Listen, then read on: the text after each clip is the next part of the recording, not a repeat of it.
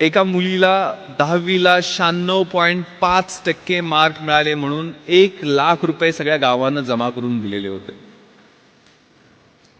आता ही 96.5% मार्क मिळालेली 10वीतली मुलगी कुठल्या IAS IPS किंवा शिक्षकाच्या किंवा कुठल्या मध्यमवर्गीयाच्या किंवा कुठल्या उद्योगाच्या घरातली नव्हती.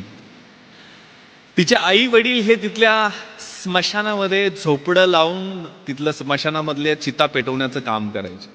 घरात लाईट सुद्धा नव्हती. दिवा कधी कधी विझला की स्मशानात चितेचा जो अग्नी असतो त्या आगीच्या उजेडात अभ्यास करून तिनं 96.5% मार्क मिळवलेले होते. मला वाटतं की आपली कॉम्पिटिशन ही त्या लाखो मुलांशी नाहीये, आपली कॉम्पिटिशन स्वतःशी. कारण कालच्यापेक्षा आजचा आणि आजच्यापेक्षा उद्याचा मी कसा बेटर राहील यासाठी जेव्हा तुम्ही प्रयत्न कराल ना तेव्हा तुम्ही जिंकलेले असाल. शक्य हा शब्द फक्त मूर्खांच्या शब्दकोशात असतो, शहाण्यांच्या नव्हे. हे पहिलं लक्षात घ्या. जमत नाही, जमणार नाही, होणार नाही ही कारणं देणं ही यशस्वी माणसाची कामच नव्हेत.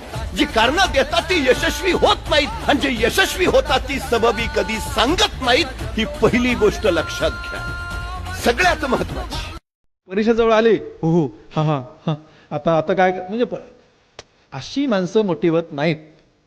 दररोज सातत्यानं थोडा थोडा थोडा थोडा अभ्यास केला, थोडा थोडा वर्षभर, की ती माणसं मोठी होतात. तुम्हाला मी सांगतो, मी MBBSच्या शेवटच्या वर्षाला होतो अंबेजोगाईमध्ये आणि मी वर्षभर अभ्यास करणारा प्राणी आहे. मी फक्त सांगतोय असं नाही, मी प्रत्यक्ष केल्यानंतर सगळ्या गोष्टी तुम्हाला सांगतोय. आणि मी कधीच परीक्षे दिवशी अभ्यास नाही करत. मला सगळ्या लेकरांना पण सांगतो, परीक्षेच्या दिवशी अभ्यास. तर परीक्षेच्या हॉलमध्ये एंट्री करायची आहे आणि बाहेर ते पुस्तक घेऊन हो हो हो. अरे तुम्हाला सांगतो मुलांनो की परीक्षेच्या 15-20 मिनिटं बाहेर त्या हॉलच्या तुम्ही जेव्हा पुस्तक वाचून निवडून बघता ना, तुम्हाला पाठ असलेल्या गोष्टी वाटतात की हे मी आयुष्यात एकदा पण वाचलं नाही. कारण तिथं टेन्शन असतं, तिथं वाचायचं नसतं, हे तुम्हाला कळलंच नाही. अभ्यास हा वर्षभर सातत्यानं करायचा आणि परीक्षेला वेगळ्या स्टाईलला. इथे फक्त काही टिप्स म्हणजे तुम्हाला सगळं परीक्षार्थींना मी देऊ इच्छिते. There is no shortcut to success.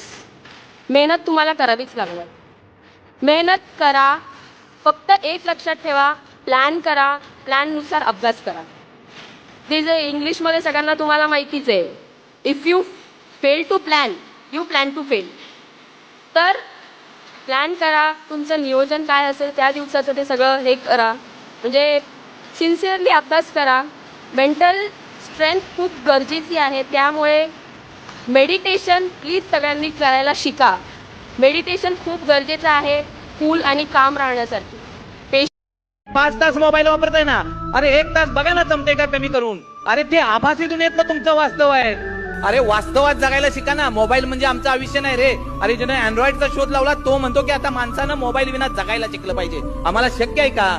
आम्ही जर बाजूला मोबाईल ठेवला ना सर नाही जमत. माणसं वेड्यागत करतात. आमच्याकडे काही ठिकाणी बोर्ड आहेत की दारू सोडवायचा असेल तर भेटा. आता असे बोर्ड लागतील मोबाईल सोडवायचा असेल तर भेटा.